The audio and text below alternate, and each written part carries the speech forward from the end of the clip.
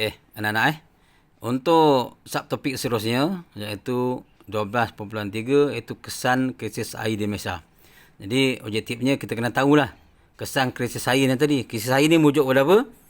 Air banyak tetapi kita tak dapat bekalan air yang mencukupi, air yang bersih. Ya, itu masuk krisis tu, ya.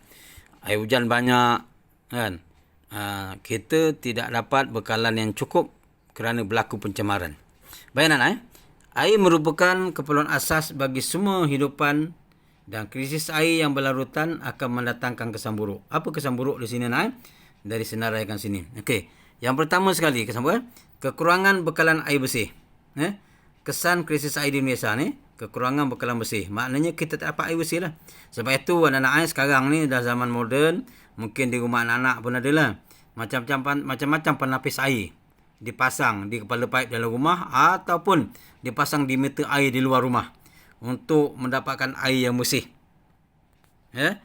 Jadi memang terbuktilah kita mendapat air yang kurang bersih. Kalau anak-anak tadah paip yang tidak ada tapis, air paip yang tidak tapis, anda tengok, tadah tengok, dia punya air tu ada kekuning-kuningan berbanding dengan yang tapis dia bersih jernih. Okey. Baik, yang pertama ni kekurangan bekalan air bersih. Bekalan air bersih terpaksa dicatu apabila berlaku krisis air. Dicatu maknanya dihadkan macam ni lah. Nampak ni air dia pernah hidup ni 10 tahun lebih. Di Muar, Johor. Tak cukup air. Di rumah tak ada air. Pagi-pagi pukul 5 pagi bawa baldi pergi tadah. Mandi tepi paip ni dalam 1 kilo.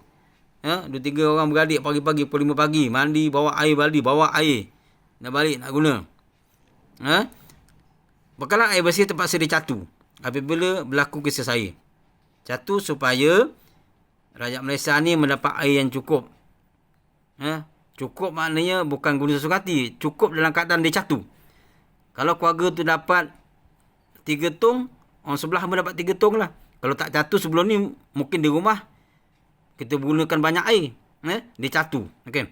Seterusnya kekurangan bekalan air juga akan menyukarkan kegiatan harian manusia dan mengganggu situ pendesuran. Macam anak-anak duduk di asrama, kalau tak ada air, risau nak buang air besar, macam mana nak bersihkan. Kemudian kalau tak ada air petang, dah pasti tak riadah. Kalau riadah nak mandi, kita rasa tidak selesa. Ini semua dia punya krisis, kesan-kesan krisis ni, air ni tadi menyebabkan kita tak dapat air bersih. Yang kedua, kesan ke atas tanah. Anak nampak ni? Merekah. Krisis air akan menyebabkan tanah menjadi kering kontang dan mengubah struktur tanah. Macam ni keadaan dia. Tanah pokok tak akan tumbuh lah ni. Air tak ada.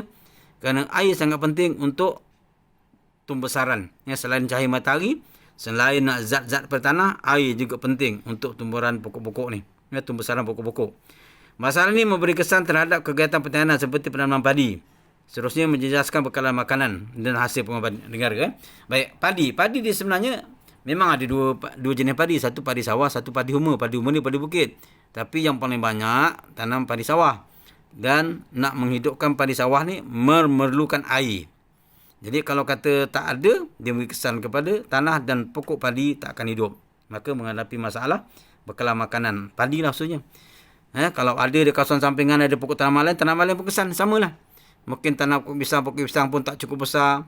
Tanah pokok belang-belang pun tak ada hasilnya kerana kekurangan air. Okey, seterusnya yang ketiga, kepupusan flora dan fauna. Flora ni bunga, hidup ini tumbuh-tumbuhan, yang ini haiwan binatang-binatang dalam hutan khususnya. Pencemaran air menyebabkan flora dan fauna mati dan pupus. Kerana apa? Dua-dua makhluk ni tadi memerlukan air. Pokok memerlukan air, haiwan pun sama nak air. Kepupusan flora dan fauna akan menyebabkan ketidakseimbangan ekosistem yang dapat mengancam kehidupan manusia. Kenapa? Mengancam kehidupan manusia kerana manusia dia memerlukan sumber-sumber yang ada sekitarnya. Kalau dah pokok mati, pokok tanaman, pokok padi mati, pokok makanan-makanan lain tidak hidup, sayur tidak hidup kerana kurang air, kita nak makan apa? Jadi itulah kehidupan manusia, mengancam manusia. Walaupun yang merosakkan manusia, manusia tak perasan benda itu. Perasan, tapi mereka ada kepentingan tertentu, dia merosakkan sistem air itu. Mengancam kehidupan manusia kita lah. Kemudian pencemaran air pula memberi kesan buruk kepada kehidupan akuatik. Akuatik maknanya kehidupan dalam air. Macam ni. Ikan mati disebabkan pencemaran air. Mati ikan ni. Kalau manusia mati di darat ni mungkin terhidu gas-gas tertentu, gas-gas racun. Tapi kalau air di sini, bahan-bahan racun tu, bahan-bahan kimia tu telah larut dalam air. Jadi air itu, laut itu ataupun sungai, selalu merupakan ekosistem bagi haiwan ini, maka dia mati. Kalau dia mati, bayangkan nelayan.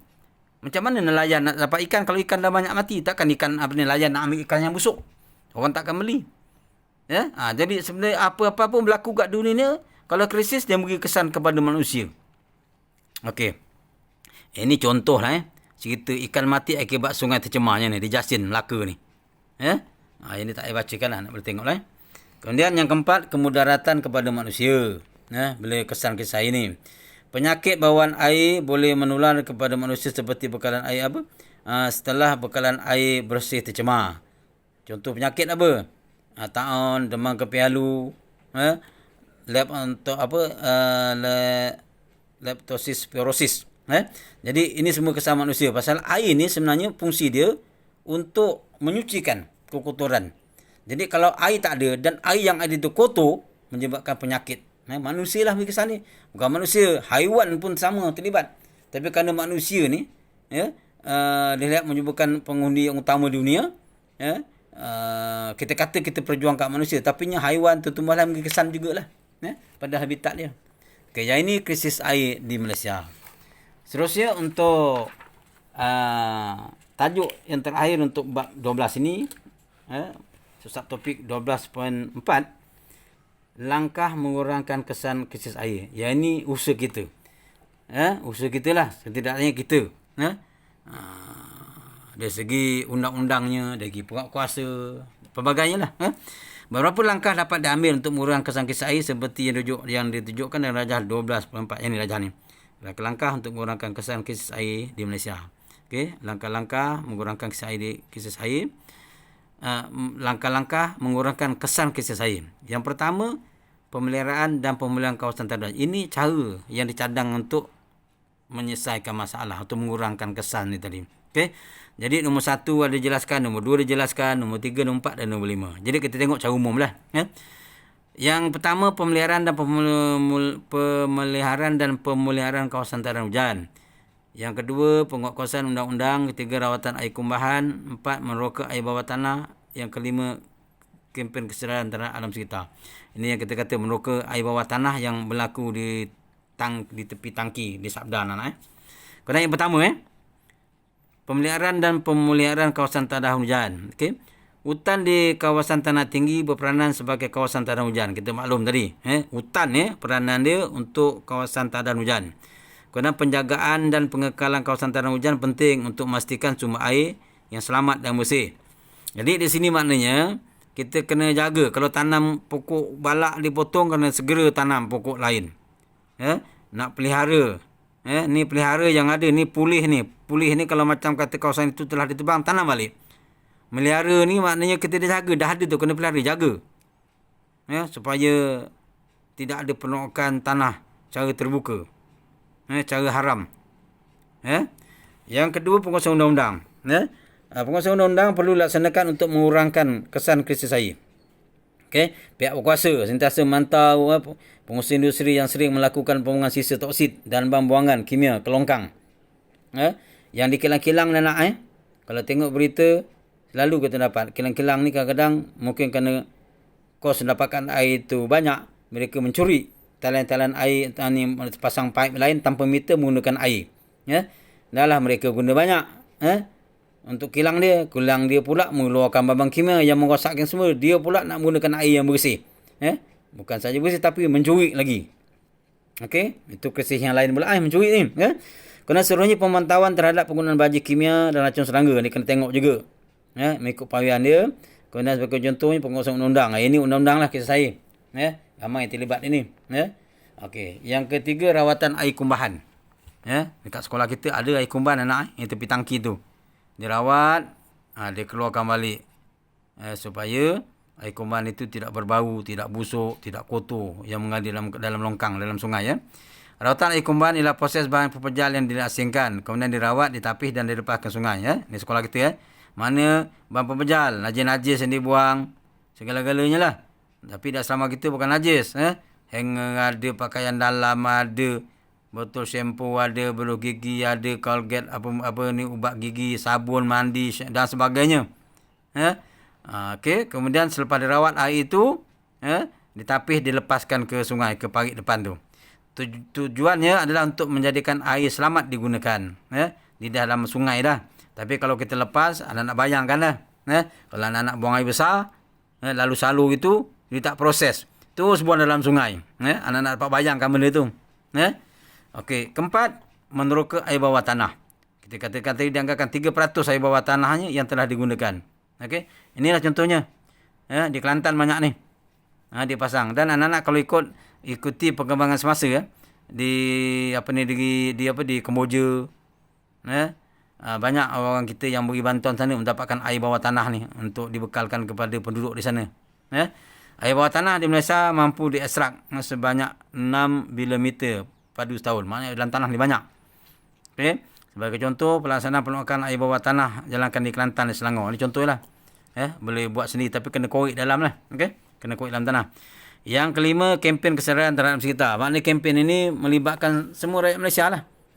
Kempen kesedaran penting untuk menyedarkan masyarakat tentang penjagaan alam sekitar. Kempen tentang pentingnya penjagaan alam sekitar perlu diberikan sejak peringkat awal. Dalam sekolah kita, murid pun tahu. Kalau anak-anak di rumah gunakan, kalau air menitik, kena tutup. Sebab itu kita di asrama ni kita gunakan dengan cermat air. Kita gunakan kepala paip tu, nak tutup, nak buka berhati-hati. Jangan dipijak-pijak. Kalau tengok kadang setengah paip dalam bilik air tandas tu, batang paip tu boleh pecah, kepala paip boleh patah. Ini pun tak tahu kenapa boleh gitu. Ini anak-anak tak nampak. Tak nampak yang duit anak-anak pun, yang ni keluarga anda pun kena bayar cukai. Jadi kalau di sekarang di sekolah, kalau paip ini berlaku kebocoran, memang sekolah tanggung banyak lah. Ini kesan ini. Yang keluar dari sekolah tu air bersih, nak bekal kepada anak. Air tu bersih.